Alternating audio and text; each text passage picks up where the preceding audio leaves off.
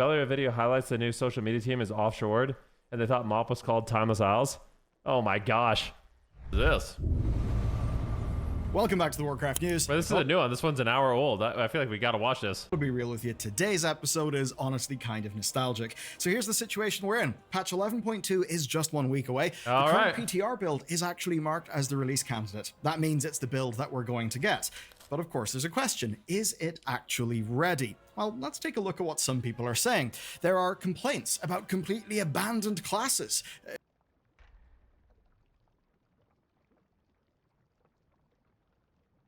Most specs are getting nothing but an aura buff when there's clear and obvious improvements that can be made. People are starting to think that hero time. After playing MoP, I must say the pressing abilities feel so much better than retail. Press Keg Smash, you see mob's HP going down.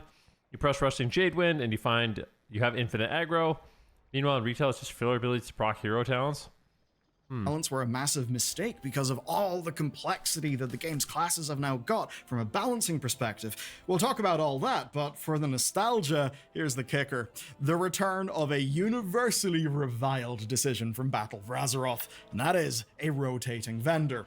So, welcome back to the news, but don't worry, it is not all doom and gloom. There are actually a few really nice game changes to talk about as well. But hang on a sec, I've got something really cool. So, do you know what's nice? Never not having the cable that I need while I'll start with the big story then. It's the patch 8.3 PTSD. Which is a little bit extreme, but basically here's what's going on.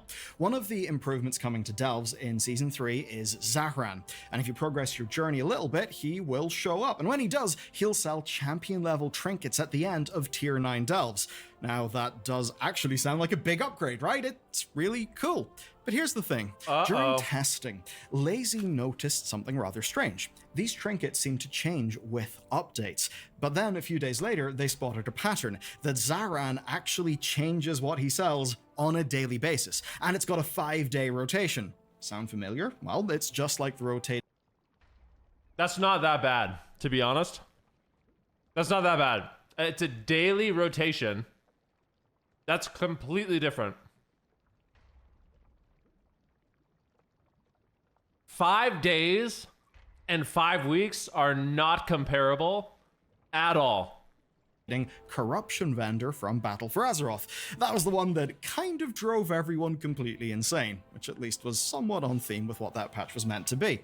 Now look, this may not seem like a big deal. I mean, you can just check back later, right? Just go do it again the next day. But as an example, imagine this. You're a player who does not know that this NPC rotates. You go and you finish a Tier 9 Delve. He shows you a few trinkets. You dump your undercoins on them. Then you dump some Valor Stones on some upgrades. Nice, you're happy.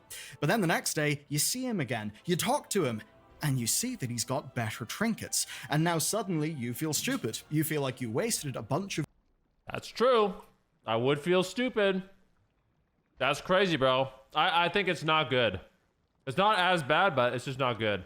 Currency yesterday, right? I mean, hey, skill issue. You should have read Wowhead, because sometimes it really does seem like, well, the game just expects you to read Wowhead and to know these things. So one of the points people are making here is that it's quite frustrating, it's bad for usability, but also it can lead to people wasting their resources, being confused, generally speaking, just feeling bad about how they've earned things in the game. Oh no. And there really are a ton of downsides here, and effectively no upsides. I mean, maybe the surprise, the enjoyment, the sheer thrill of new trinkets.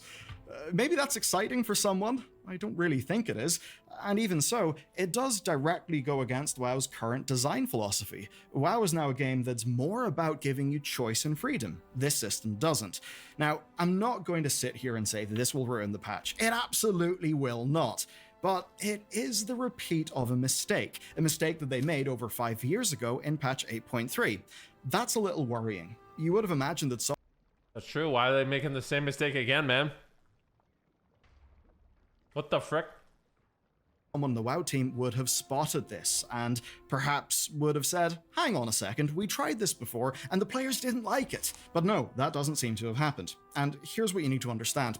Whenever someone, a person, a single human, repeats a mistake, that's quite simply called not learning. But when a team repeats a mistake, that is called losing institutional knowledge. And that's worrying here, because Blizzard have learned so many lessons, especially the ones from BFA through to Shadowlands.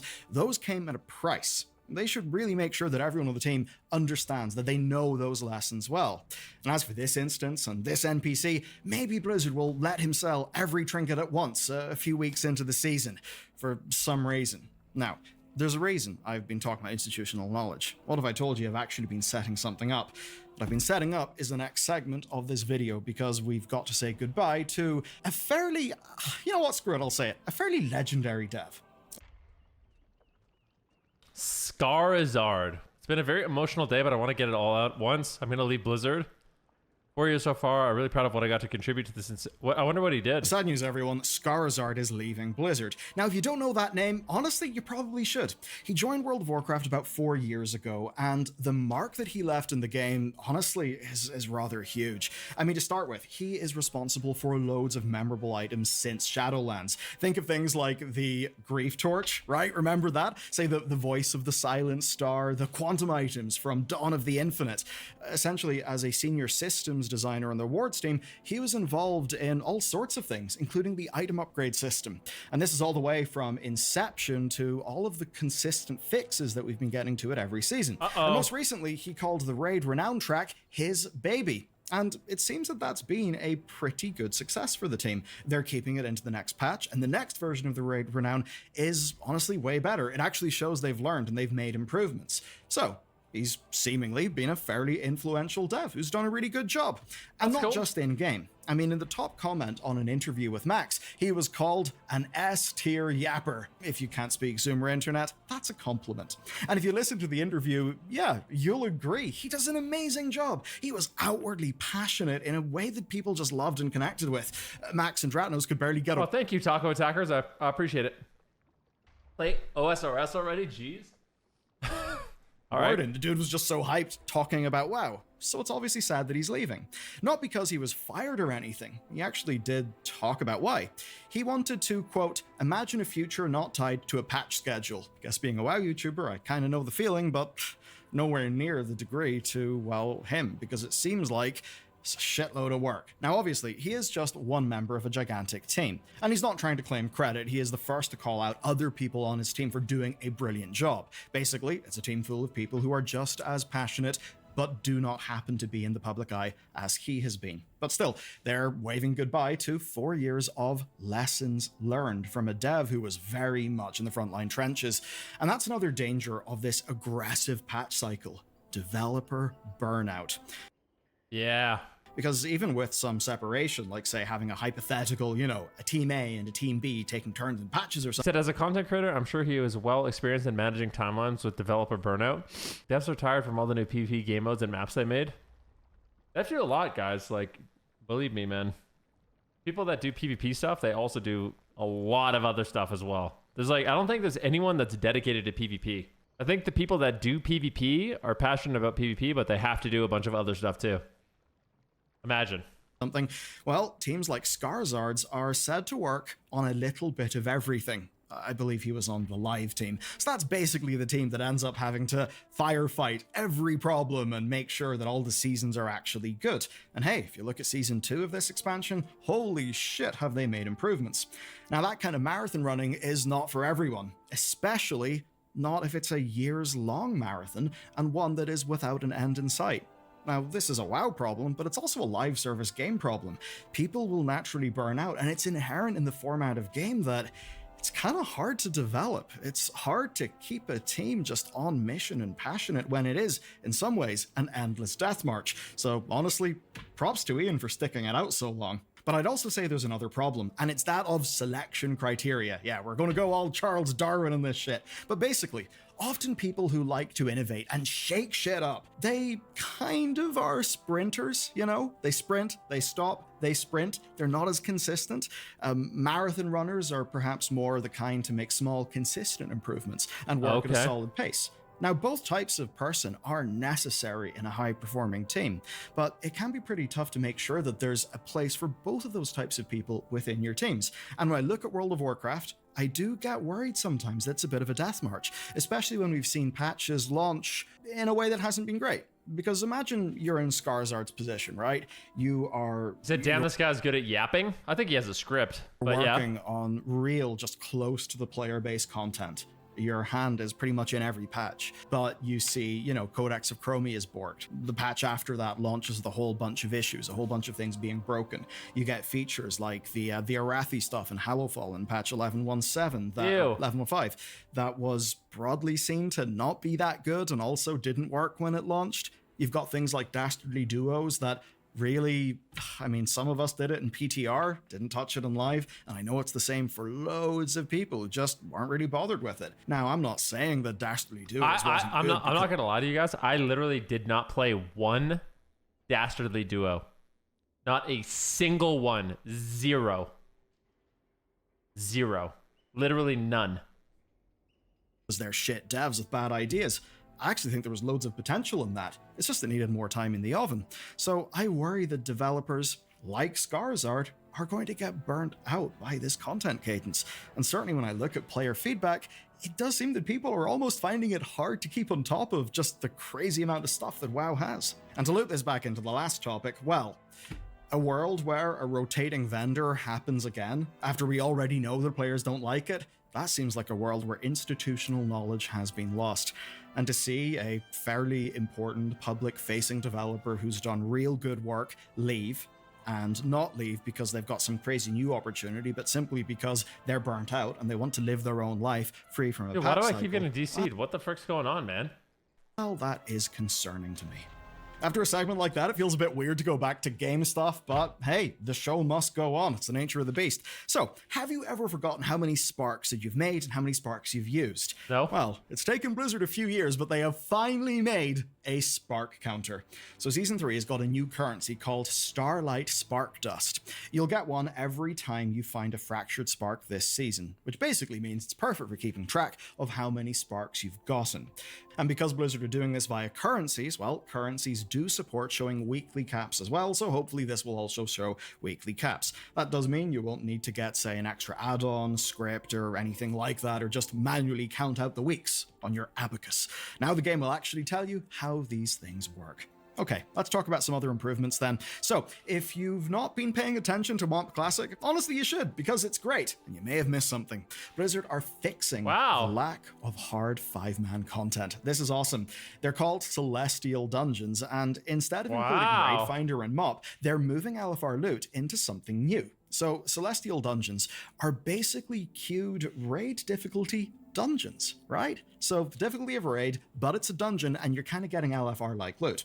Essentially, the team are building on what they did with Titan rune dungeons and Elemental rune dungeons, which were from the previous Classic iterations. Okay. But here, these are, I think, much more interesting as a replacement for LFR. The way it works is they'll release 2 weeks after each raid. They'll add raid... Game, get in the game. Let's go. Let's go. Let's go. All right. Well, there's a fake queue.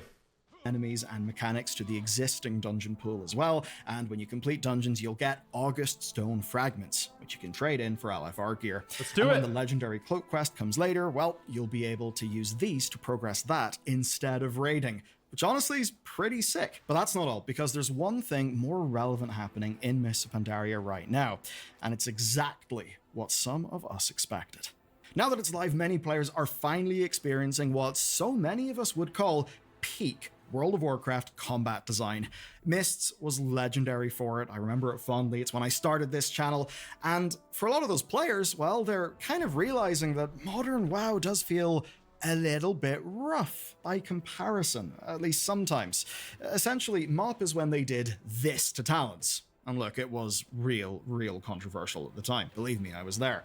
Everything connected to your spec came to you as you leveled, so it was very prescriptive. didn't have that many RPG elements. Your class basically played almost the exact same, unless you maybe had a crazy trinket or you finished a tier set. Now what that did is it let Blizzard keep things simple. You could put all your damage on your abilities. There was no need for tons of tiny effects from talents that would add up over time. And essentially— Oh yeah, this is big, guys. What do you guys think about that? Because I specifically remember when Classic came out and everyone complained about retail, and they said, the new talent trees are boring. We don't like them. It's way more fun to like put in your little points. And even though all the talent trees are already really, really scripted and everyone plays the same build, it's so fun. You get like 1% crit here and you get 1% mana regen there and you get 1% dodge there. And it feels so good is what everybody said. And now everyone's backpedaling and they're like, whoa, maybe it's not that good. Maybe we should go back to MoP, you know, like. Actually, the lack of variables let class designers do absolutely excellent work. So people have started taking a look at modern talent trees, and of course also at hero talents, and they're starting to blame these things for how modern WoW can sometimes feel to play. And here's what they mean when they bring this up as a problem. Instead of hitting Bladestorm for huge area of effect damage, what do? Well, you are Bladestorming, but you're doing that to apply the overwhelmed effect. Your executes, by comparison to MoP, absolutely tickle. And that's because their real damage comes from stacking loads and loads of marks to buff your execute. It's all, of course, with the same amount of damage, it's the same buttons, but it's coming via a stack of buffs at various different times throughout your rotation. And if you want to see how bad it is for yourself, at least some people would say it's bad, check out a few DPS and healing specs with This is Wither. Harek's advanced tooltips installed, right? Because like this will blow your mind. Turn that add-on on, move your mouse over an ability, and boom, a third of your screen will just be loads and loads of information. It's a hell of a lot. You'd almost need a math degree to understand how your spec works under the hood. Now, of course, some people are looking at the state of things then on PTR, it's patch bad. 11.2, where they are finding broken specs, basically bugs that are kind of— With less than 2 weeks of the patch, having critical bugs on their tier sets have been present since day one is very alarming. No hyperbole. I think this is the messiest PTR we've ever seen, and it's not close. Ooh, uh-oh. breaking how a few specs play. There are some broken tier sets. Balance is all over the place. But here's something that's changed. People are not saying lazy devs, shit devs. I mean, how could you look at, say, Scarizard's tweet? A man literally living his life by the goddamn patch release schedule. You can't look at that and think, oh, what a lazy bastard. He just couldn't cut it. No way. Instead, people are realizing that there's just so much complexity.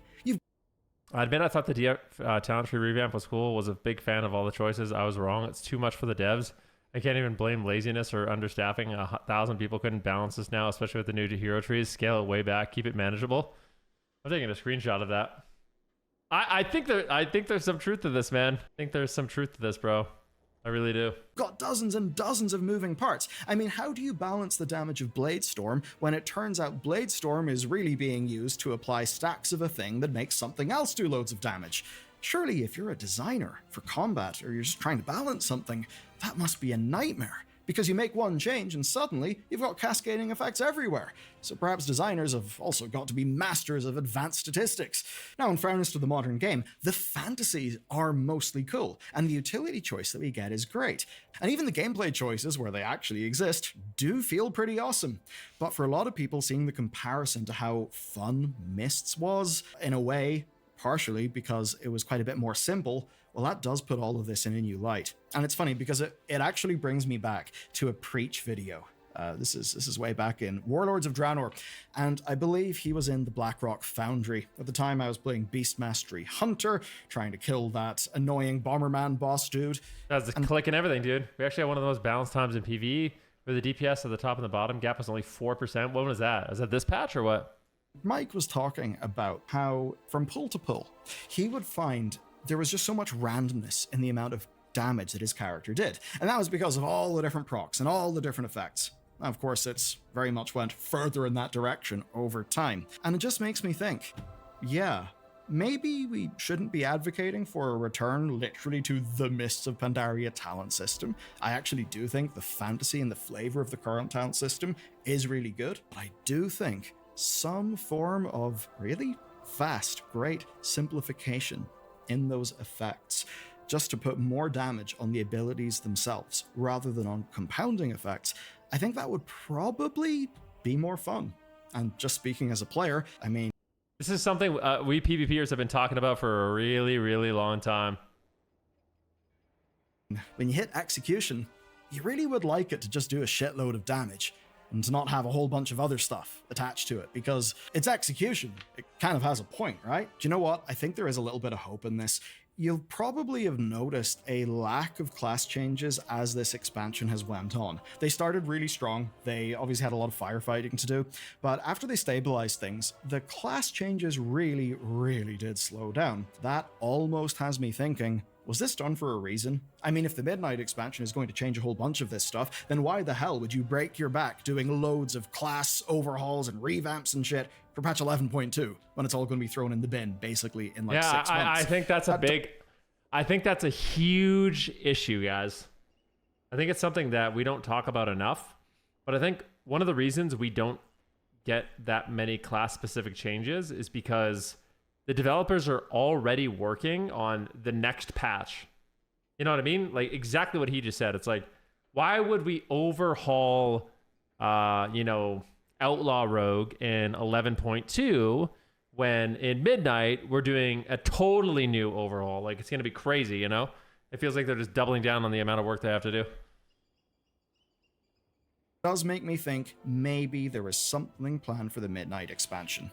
I very much hope that is the case anyway. I said, hey, Ven, do you want to buy the Mythic raid mount for 3 million gold? Dude, can you loan me 3 million gold? I'm down.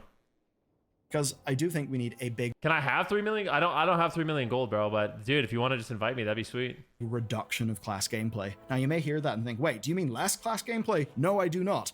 I mean reduction. Like when you're cooking and you're making a sauce and you let it reduce, right? You let all the pointless water boil away. I think they need to do that for WoW's classes. I think if Ian said that, it would essentially be met with cheers. But you know what? This is only one of the ways that the War Within has felt a little bit funky as an expansion. If you've been wondering why, it basically feels like the War Within, the promise of going under Azeroth, right? Big journey way down to the world core and the world soul. If you're wondering why it feels like that stopped dead, you should watch this video next, because it basically explains exactly what you've been wondering.